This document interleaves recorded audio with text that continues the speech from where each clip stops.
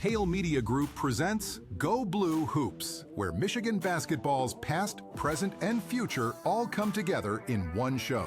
Hosted by former Wolverine great, 10-year NBA veteran, and longtime ESPN and NBC college basketball analyst Tim McCormick. Each episode goes beyond the box scores, from championship memories and recruiting stories to sharp breakdowns of the season ahead. Insight, legacy. Michigan basketball. This is Go Blue Hoops. Hey, everybody. Welcome to the third Go Blue Hoops podcast. This is episode 3. Number 1, we had the legendary Cassie Russell. Number 2 is Glen Rice. Number 3, you're going to love this interview, maybe even more than the others.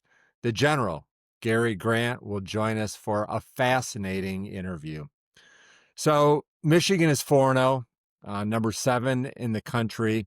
They blew out Middle Tennessee State, a little bit tighter in the first half than I would have liked, would have thought. But the Blue Raiders, pesky team, they've got good size. They shoot a lot of threes. The outcome is pretty much what you'd expect. On Ken Palm, they rank right around 150. That's like a good Horizon or MAC team. But a lot of observations to share with you about how Michigan was able to really blow things out. They've got a lot of key contributors in the second half. First of all, I noticed that Michigan had a new starting lineup tonight. They started Yaxel, Merez, and instead of Adai, Mara, they started Tschetter. I like his experience. I think that it was an act to try to jumpstart his offense. Last 2 games, he did not score. He made a 3 right at the beginning. I don't think this is going to last, but it's just experimentation, and I thought it was a good idea. Also, Adai Mara was fantastic in the second half. He may have been a little bit uncomfortable coming off the bench in the first half, even though he's done that throughout his entire career. But in the second half, he had 10 points, 10 rebounds, in only 20 minutes of action. Another good sign that made me smile was LJ Cason was active and very, very aggressive. He pushed the break, and it's kind of interesting because it appears that he's going to be the backup point guard, even though I'm not sure I trust him as a point guard, as a primary ball handler. However, one thing that was really interesting to me is that they brought Trey McKinney on the court the same time as LJ Cason, and they made sure that Roddy Gale was on the court as well. So when you lose Elliot Cadeau, you've got 3 other ball handlers that are all going to be able to help take on that responsibility. I like this move, and I think it's something we're going to see a lot moving forward. Also, the results from that lineup were pretty darn good when you look at only 13 turnovers for the game. I know it was versus a non-pressure defense. 13 turnovers would make me very happy this year. That's an acceptable number. Michigan really did a good job in that area. Also, Yaxel Lendeborg is an absolute stud. He was great in this game. He's extremely gifted. He's going to be all Big Ten this year, and you can mark that down. And the reason I believe that, last year he led the nation in double-doubles.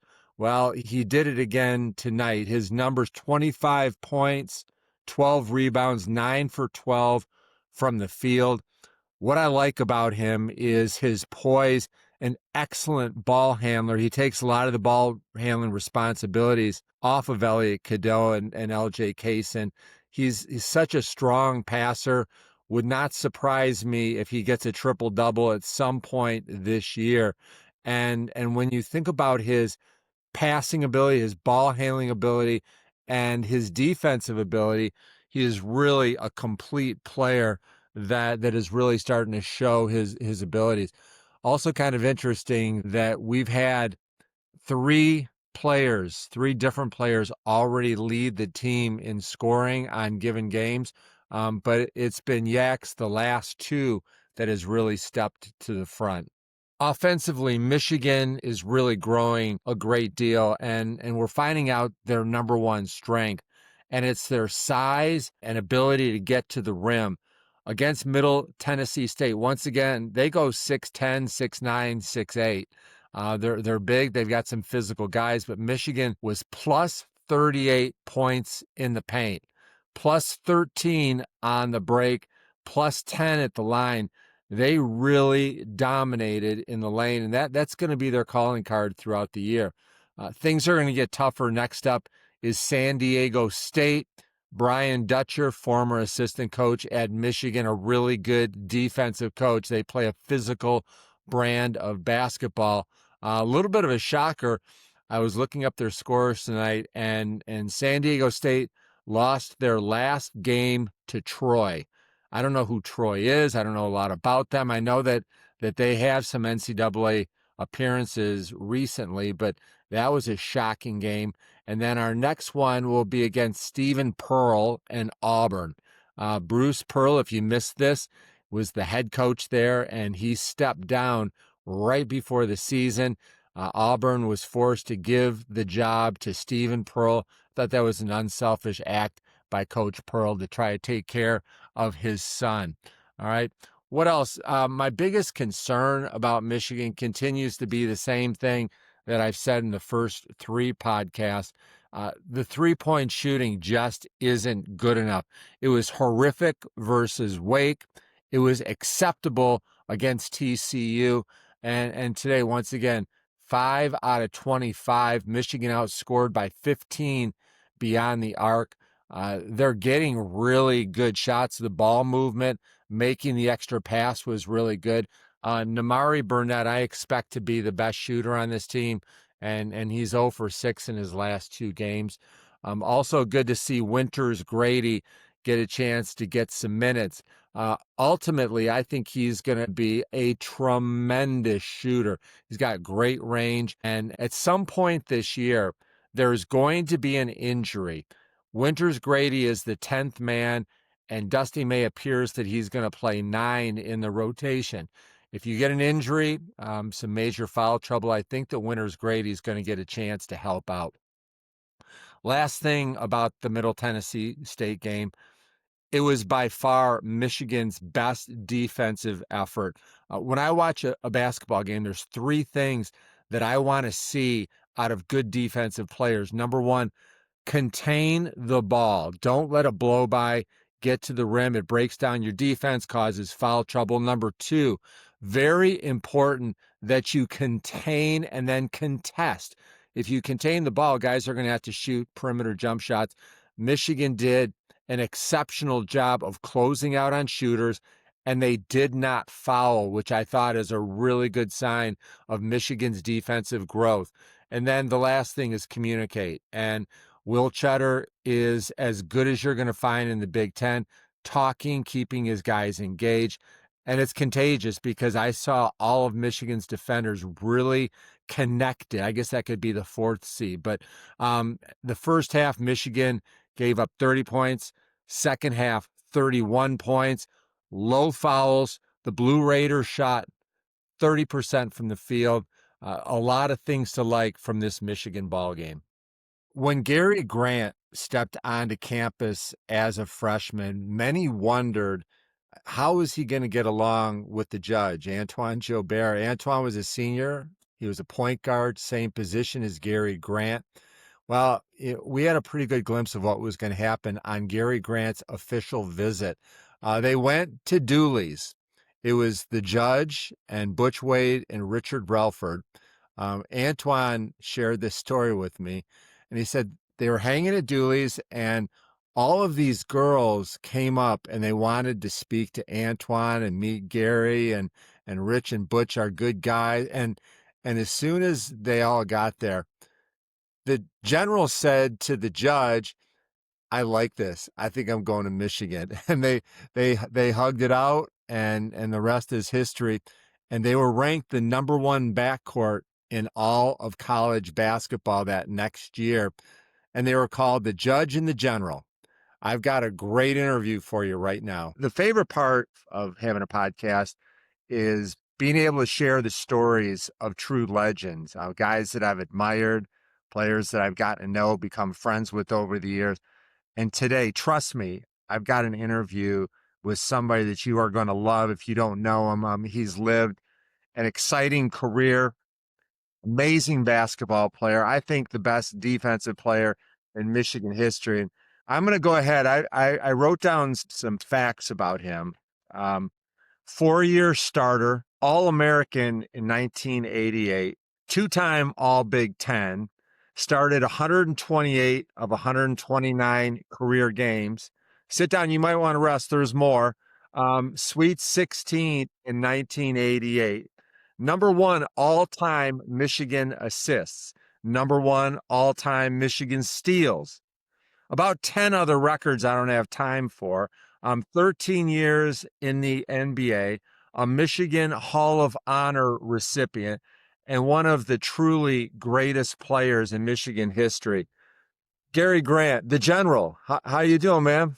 Hey man, thank you, Tim. That was wonderful. I'm doing great, man. When I read all of those accolades, what does that make you feel based on your memories of being a Michigan Wolverine? It just brings back, like you said, just brings back memories as far as just what we went through and how we try to develop as a team and how you have tried to develop as a player. And I was blessed enough not to be injured and that kind of thing, so I can play almost every game besides one, or start every game besides one. And I remember that day I told Bill Frieder, let's see Rocky Moore start this game. He's a senior. And we worked it out where he started that game and everything worked out wonderful. Oh, so you could have played. You probably played in that game. Yo, I played, yeah. Rocky Oh. just started. He started the game, and I think about 5 minutes in, and then I came in. So General, what are you doing these days? Give us an update on your life and retirement. Well, since I went pro and played 13 years, I started my own program, GGSC, General Grant Sports Center. And now I just train high school, college kids, some pro guys when they come into town, and just try to get them better in every aspect of the game. If it's dribbling, shooting, passing, defense. So we just have fun with it. I go to different high schools around the area and just have fun with them and sit back and watch. And I'm almost like a development coach where if I see something I think I can help with, I go out and try to do it.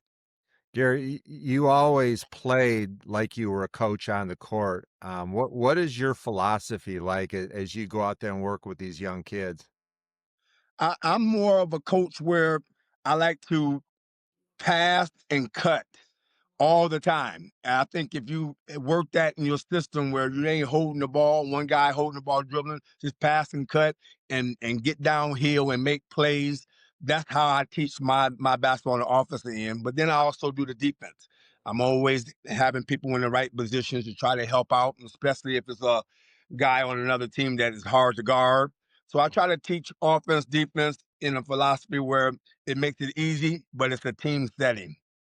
Yeah, I'm curious with all of your background in the NBA, with your reputation as a lockdown defender, how come you're not coaching at Michigan? Have you talked to any of Michigan's coaches over the years? I would assume you'd love to come back and coach at one point. I would love to do that. I tried a couple times, asked a couple of the coaches if I Who'd could you come ask? on, and Who'd you I ask? asked Beeline, Juwan Howard, um, just those two, and some other ones earlier on in their careers. But they already had their coaching staff. And I didn't want to force the issue. I was just proud to just see them have great success in coaching and winning a lot of games at University of Michigan. That was the most important part to me, to see them win games and being an alumni. It was just a perfect fitting.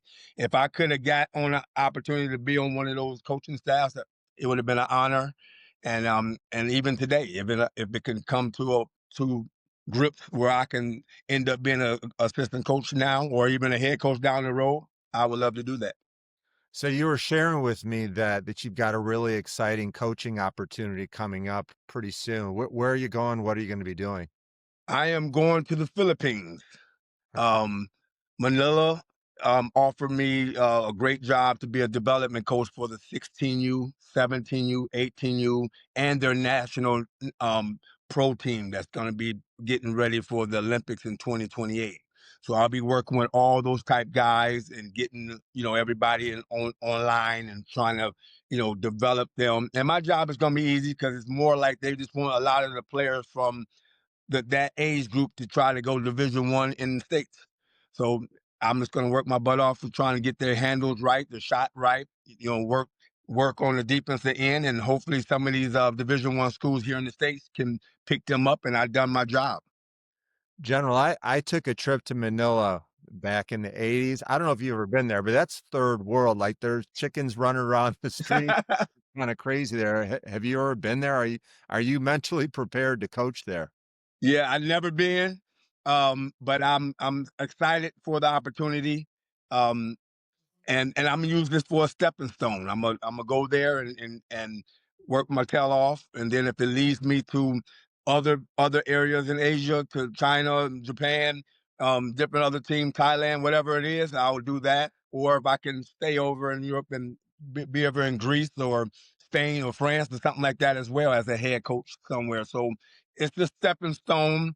It's one part. I've been coaching here in the States ever since I've been retired, and I just want to change and something different. So when I think back to the introduction that I gave for you, like number one all-time career assist, number one steals, All-American, Big Ten champ. How come your number is not retired and your jersey's not up in the rafters? That doesn't make any sense to me. Hey, like I said, I'm just blessed, but I had some people say that they wanted to do it and get it done, and I think it will happen eventually. But it's been 37 years since I left University of Michigan, and I still have the records, and it should stay for a while unless somebody play all 4 years. Because now, if you're good, you leave after 1 or 2 years. So I would really, really appreciate it if I had my jersey hung up there with, I think it's like 4 guys up there right now, with well deserved and all that stuff. So I'm just looking forward to that opportunity, and that day comes, I'll be ready to fly back from the Philippines to do it. Yeah. So when I think about Trey Burke is next, I think that you should definitely be right after him. Very well deserved. So Gary, I want to go back to when you were in high school, Canton, McKinley, basketball powerhouse. I think that's where Phil Hubbard went, not Yes. Powell, but yeah, okay. So that's football country. That's Buckeye country. How in the world did we get you to leave Ohio and come up to Michigan? It was a couple of little things. One is like when I was coming out of my classrooms and stuff like that, at Camp McKinley, every time I turned around, I seen Go Blue. I seen somebody wearing a Go Blue shirt, from even if it's from the University of Michigan or if it was people that were just wearing Go Blue shirts all the time. Um, I loved when I went to the game, Ohio State game, how big y'all guys was. You, Roy Tarpley, and everybody, and Butch Wade and Rich Raffer, everybody was so big and strong. Y'all dominated Ohio State that game that I went to. And I said, wow, I would love to go there.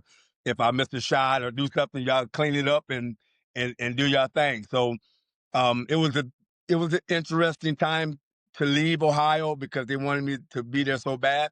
But I just thought that Michigan was going to be my destination. And Troy Taylor and Ronnie Stokes went to my high school. Okay. I didn't want to mess them up at all of having an opportunity to go to the next level. I would have played with you. I went to the NBA 1 year early. Generally, you must have been devastated when I left and didn't come. Hey, I'm telling you, when I saw y'all in the NIT, I was like, okay, what kind of team we gonna have the following year if I go to Michigan? And then you end up leaving. But I know you was doing your job, you was doing your work, and you deserved to go to the pros and do what you had to do. It was a blessing just to see you play. Once I got to Michigan, I saw some highlights and tapes some years before, and you did a great job. You deserved it. And you have to take the opportunity when it's hot because something can happen, and then you never know. And you had a great career, so it's just it's a blessing. But I wish I would have played with you. I wish I would have played with you though. I would. Oh, and I know I would have got layups and dunks playing with you. You took care of the guys. When you look back on that team, you started as a freshman with Judge, and he was such a dynamic scorer, great shooter. Roy Tarpley, wow. I mean, one of the most talented big guys of all time, Glen Rice. What was it like playing with those guys, and how was the adjustment as a freshman? Wow, it made it so easy playing with those guys. I'll start with the Judge. He's 6'5", 6'6". He can shoot the ball, he can handle. It was like my security blanket because I knew when we played against other teams in the Big Ten or whoever we played, I knew that I had a great partner that was going to be able to dominate his end and on scoring and getting us in the different situations. We got the rebound. They just outlet it to either one of us. And if he had it, I ran to the wing, and if I had it, he ran the wing. And it was a great pair. I mean, we call us the general and the judge. And I think about different times when we played and did in the games that even today. And he was a wonderful teammate. And I wish we would win a lot farther in certain situations.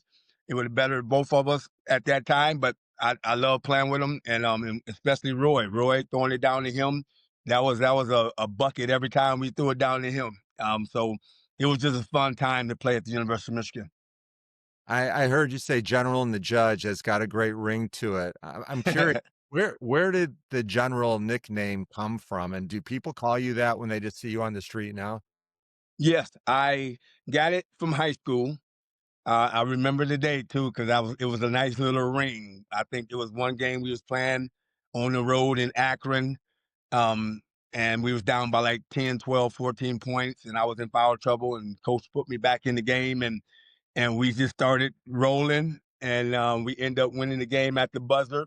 And the next day was the general led his troop to victory. And from that standpoint, general was made. And yes, today I can go anywhere in LA or anywhere, and if they know basketball, I always hear general, and that's good, and I appreciate that because that it's hard to keep a nickname, and if you have a nickname, that you done something.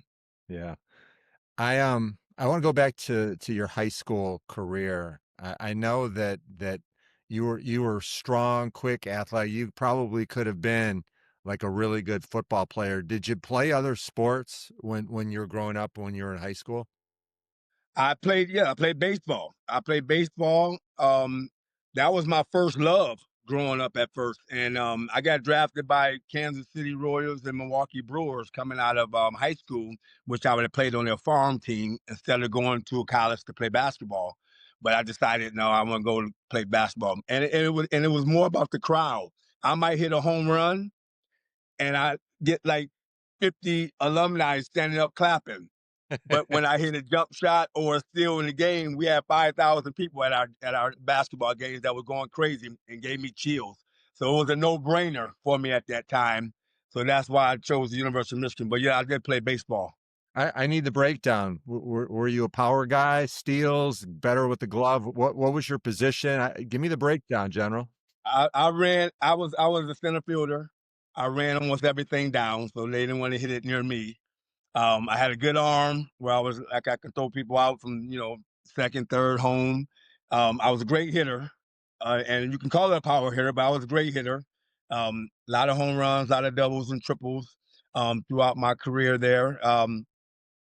It was just a fun time. And like I said, if they had a big crowd, that would have probably made me stick that way. But me, I like the people going crazy, and that's why I stuck with basketball. So when you went to Michigan as a player, if you're good enough to be drafted, I think it was Bud Middaugh, right? Was he the Yeah, coach? yeah, And yeah. that must have been Barry Larkin, Ken Hayward, Jim Abbott. Were you close Abbott, yes. to any of the baseball players? Yes, I went there and I hit against Abbott a lot. Just Oh, working out with the baseball team a lot, and not every day, but just to get keep my flow going. Mainly after practice and stuff like that. Just want to see if I still had it, kind of thing, and it was fun. But then I had a big strawberry by running the second and slid in the second base, and Bill Fruiter said, "No more baseball for you," because yeah. I couldn't play Why? basketball. I couldn't play basketball for like a week, so he said no more baseball. So that ended everything from there. So what was your friendship like with Barry Larkin? Were you guys tight? We was good enough. We was cool and hanging, because Michigan basketball, baseball, we see each other out, we talk and that kind of thing. I wish relationships would have been a lot stronger. When you play a different sport, there you try to stay with your group.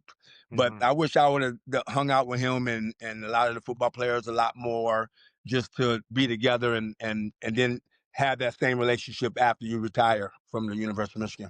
What was it like hitting against Jim Abbott? Because if you could hit him, if you took him deep, you may have made the wrong choice. You could have I been took him deep. I took him deep a couple of times, and he got me a couple of times. So it was just fun. I'm trying to think back, like 30 something years ago, how it was, but I mean, I just remember he was outstanding. When he went pro and with his tradition and all that kind of stuff, that was just amazing opportunity for him, and the way he just like worked on his own self and did everything, and I just take my hat off to him. So if you spent half of your career with the Clippers, did you meet anybody in LA, any of the baseball players? Were you tight with any of the Lakers? What was that like? Yeah, when my first year, the '88 meeting, like, well, I already knew Magic Johnson and all those guys from playing for Detroit, for Michigan, and going down and practicing with him and Isiah and all those guys down in Detroit. But getting here and then seeing everybody else, meeting Byron Scott and Worthy and all the Lakers and the Cap and all that stuff, it's like it was great. And then meeting baseball players. Tommy Lasorda came to our practices a lot and said, "I remember you in high school. You should have went out for baseball. If you still want an opportunity, Wow. come on down." But I just didn't play in so long. I was just kind of like nervous as well. But I wish I would have done that, because I would have had, two opportunities to be in the pros in baseball and pro in basketball. Like a lot of players, maybe a handful that did that, and made it successful. So, but yes, it was great opportunity to be in LA. When you make an impression on Tommy Lasorda like that, you must have been pretty strong. That's I was great. I think I was okay. I'm telling you, I was good. I was good. I used to act like, if I'm leading off at first base, I'm acting like I'm leading off. Then I know his pitching routine, so I just act like I'm walking back. Like, he looking at me, I act like I'm walking back, and then he don't mind me no more. And then he get ready to start and I just go.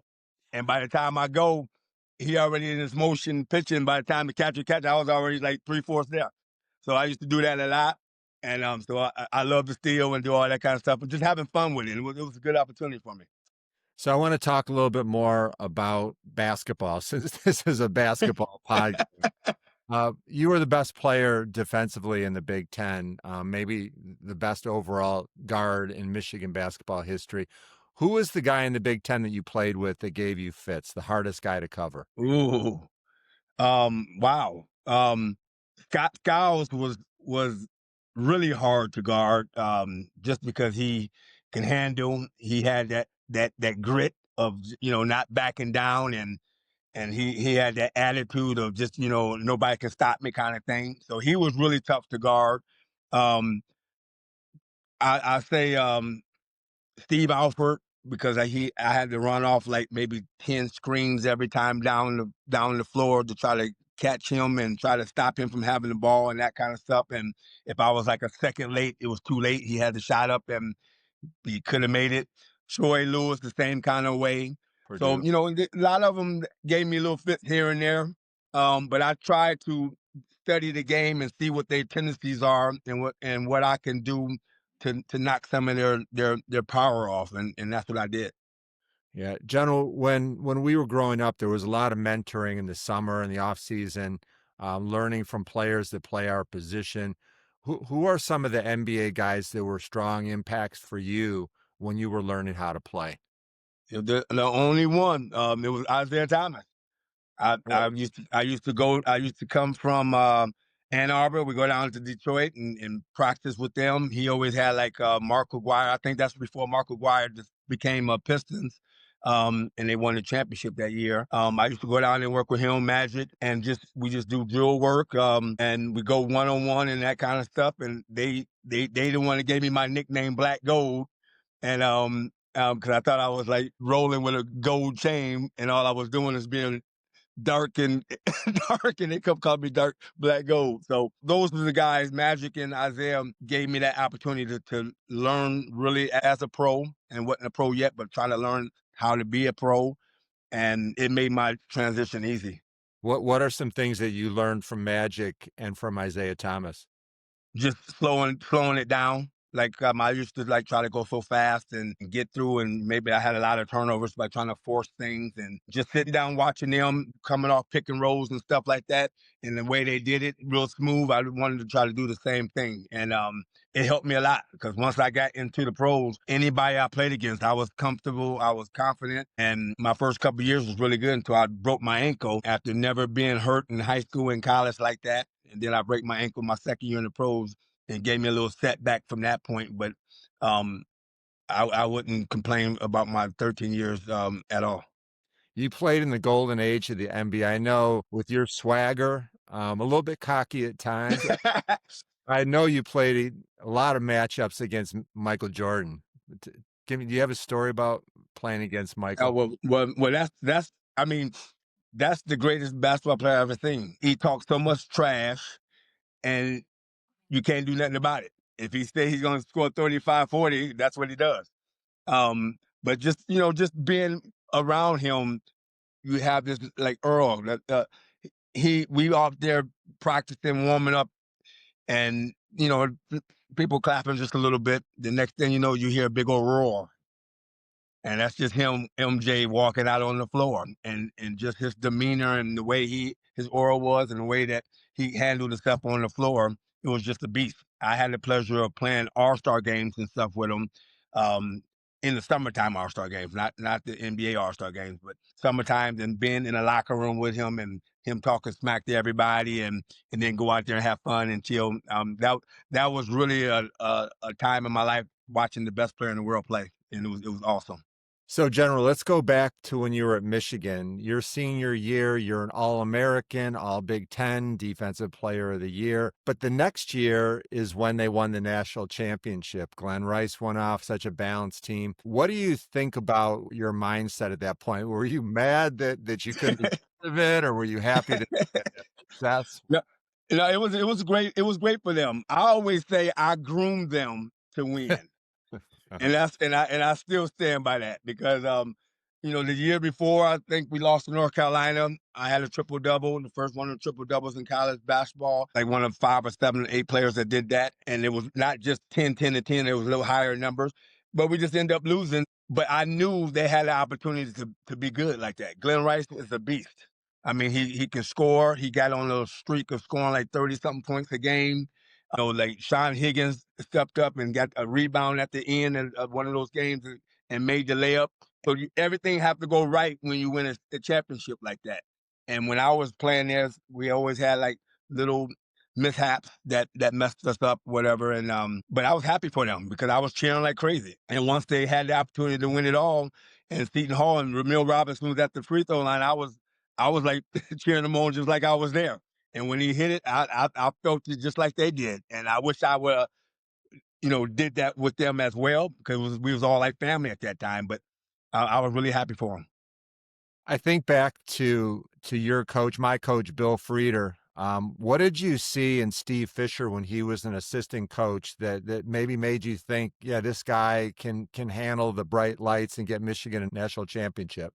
Oh, yeah. Well, it came from them losing to Illinois. The last game of the season almost got blown out by like 28, 30 points. And then you can go into the playoffs really with nothing to lose. Bill Frieder just left. He stepped in. He was a great assistant at that time where he was getting people prepared, the way he talked and get everybody involved in practice. I knew he'd be a great coach at one point. I knew he was probably striving to go somewhere else, maybe even be a head coach because he was that good. But yes, once they had the opportunity to get past the first couple of games and the way he was like keeping everybody together, I knew he was going to be a great, great coach. And then he went down to San Diego and did a great job down there. And he's just a wonderful man.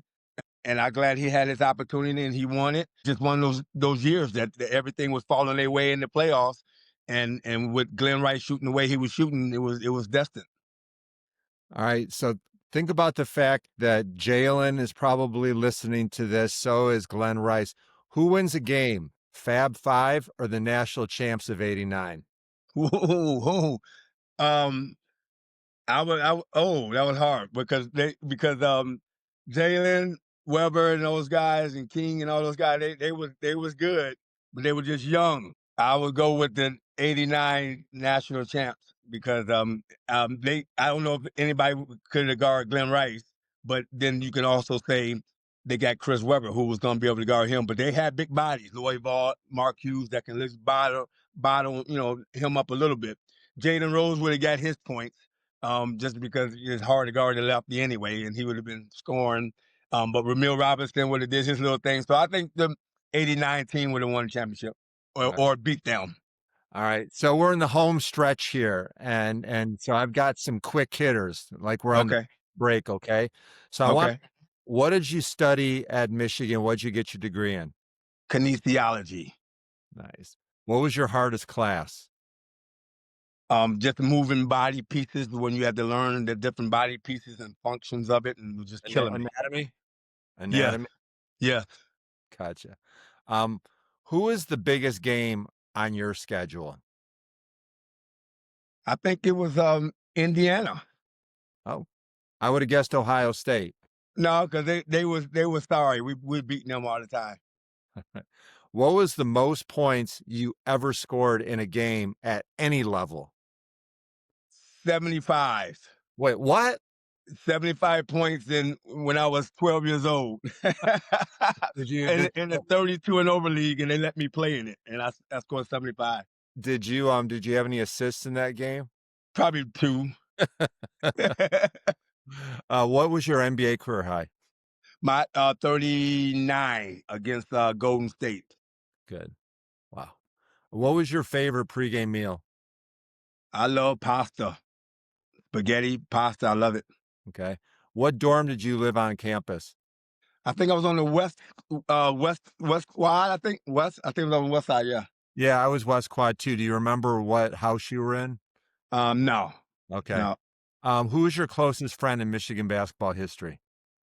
I had a lot of them. It's just hard to tell, but I mean, I love Gar Thompson. I love, Antoine. We all did things together in different areas. So, Butch Wade, me and him was great, and Rich Ralpher, all of them. So, but Gar Thompson, me and Gar was always rolling around together. So Gard shared a story when Frieder signed you. Gard was so upset because Frieder had told him, "I'm not taking a guard in your class." And so he called Frieder, and Frieder said, "Look, when you see Gary Grant, when you play with him, you will be thrilled." Gard said that he was my favorite teammate ever, talking about you. Oh, cool. Yeah. That's awesome. Yes, that's Yeah. awesome. Would you rather watch a college game or NBA game? College.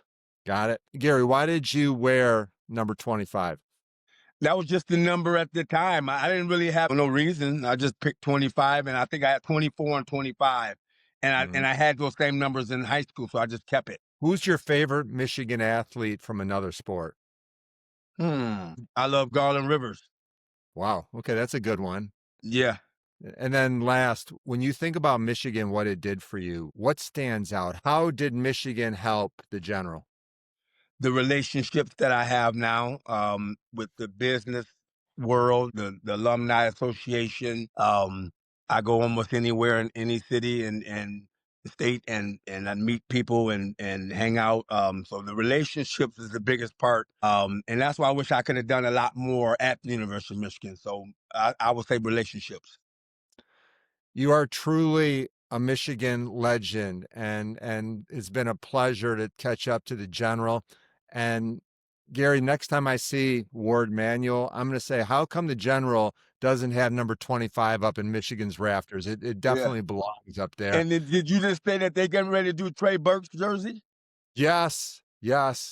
And you should be right after that. Okay.